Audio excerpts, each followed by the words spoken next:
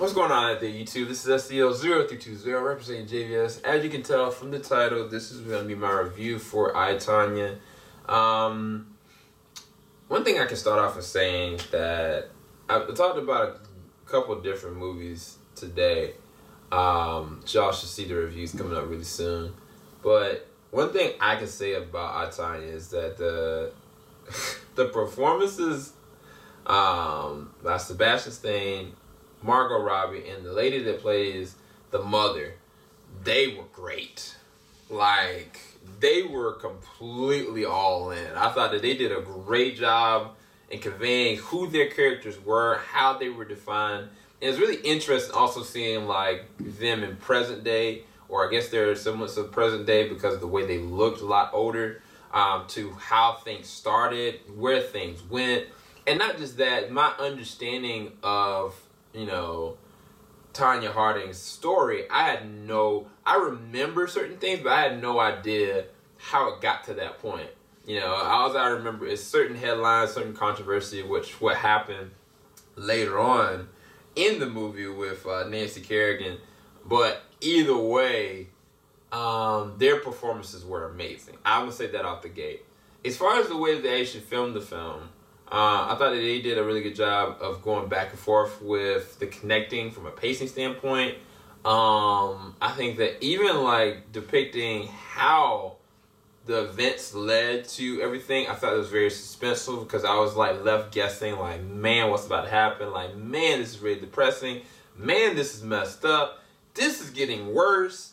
You know, but then you got this underlying factor that's always there, the fact that Tonya Harding is natural born figure skater. Like, she was one of the best. Like, she just inherently was gifted, you know what I'm saying? Even though, like, her mom had a really big push with that, not in a good way.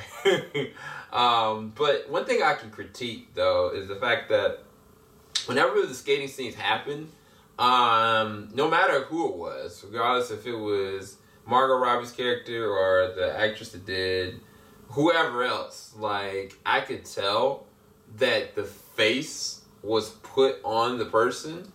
And I don't know how they could have, fixed that, but it was so noticeable that I was just like, oh wow, I see the backdrop of light that shows her face. And maybe they should have took a little bit more time with it, but it was like, whenever she was doing moves, whenever she was doing this or that, the figure skating standpoint, it was just like I knew that wasn't her. And I didn't, not that I expected it to be. It's just, I feel like it was so blatantly noticeable from a CG standpoint. I think the CG this wasn't good from how they molded the face compared to something like a Marvel movie, you know what I'm saying? And I'm not sure what the budget was for this film either, so that might play a factor into it. I could research it. I don't even see what the budget was, but either way, the story was very compelling. It was very depressing and downing, which I'm all fine with the dramatic and the life story, especially if it's a life story.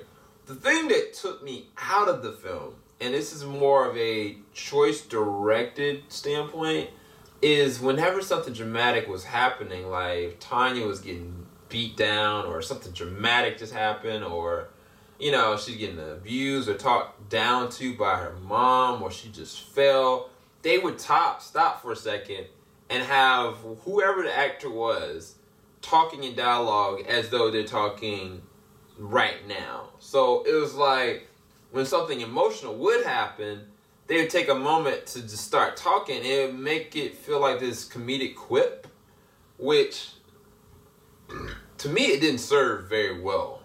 Because every time that I felt like an emotional moment, I was like, y'all ain't taking this serious. Like when Tonya was getting beat and abused by a couple different people, I was just like, this isn't funny at all. Like I get that might be how, you know, the character or the person themselves actually sees it, and that's how you're trying to convey it. But for me, I was like, this ain't right. Like, this isn't this isn't something that I would just like laugh off. And I felt like every moment that there was an abusive moment, every moment there was something messed up that happened, like I didn't have time to really feel it because it was like coming off as this emotional quip. That's not a disservice to the acting. The acting was great, especially when all of a sudden something emotional was happening and it was like immediate, like, this is what's happening. Yeah, I can't believe this happened. And, but for me, as a consumer looking at it on the inside, I was taken out of it. And I didn't like the way that was conveyed to me personally. And then like some of the stupidity of what happened. Now, I think it's more of a story standpoint, but it was just like, I can't believe this happened, first off. And I think that's good storytelling, that if that's what really happened, I can't believe it. But for me, as far as the story is concerned, I was just like, this didn't have to happen. That shouldn't have happened. Why are you going back to this person? What are you doing? And I kept on going back and forth. And it was just like, not that it was annoying, but it was like, when I wanted to feel emotion, I was robbed of that because of the quips. But then when I was like, this is so stupid, I can't believe this really happened, but I was like, this is what really happened. So it's like, I kept on feeling this disjoint about how my stance was with this film. But ultimately, I gotta say that the performances were strong. I think that they did a really good job representation of who Tonya Harding is, what her story was, what her side of the story is. And I think they conveyed that very well from the storytelling standpoint. The director was Craig, what's his name?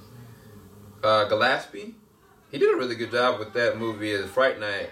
That was a really good remake. And he also did Laws of a Real Girl and Finest Hour and $1 Million Arm. But this one, it was like, I think that it would have served better if they would have just committed to all the dramatic things that were happening. You got capable actors, and I think that they should just never went to this back and forth of present day comments while the actual action is happening. I know I'm really vague, but I don't want to spoil anything. But imagine there's a moment where, Tonya is getting abused, right? And all of a sudden she stops like, yeah, and this kept happening. I can't believe I stayed with this person. And then this proceeds to happen. Like, I would rather just show it so I can be able to appreciate the performance and the movement of what's happening through the process. And so because of that, unfortunately, I'm going to go a little low with Tonya. I think the performances were amazing. But it's just the movie as a whole, like, I just couldn't get behind. It just kind of took me out of it a lot. Unfortunately, I give this movie a 6.5 out of 10 because I think that I would probably have given it a 7.5 or a 7, but because I know the capability of the actors, and the actors did such a great job in their performances, just the delivery of the message of how her stories moved out, that I felt like it should have just been a different way. Maybe that's just because, I'm trying to act as the director in it, but for me, I can't give it any higher than a 7. Leave it at 6.5 right now. But hopefully y'all enjoyed this review for Tonya. Keep it alive. JVS, we ain't gonna stop. Hopefully y'all have checked out my best movies of 2017 and worst movies of 2017. Some things will be shifted and changed, so I'll make another list for at least my top 10. And I'll talk to y'all later. Keep it alive. JVS, we ain't gonna stop. Peace, guys.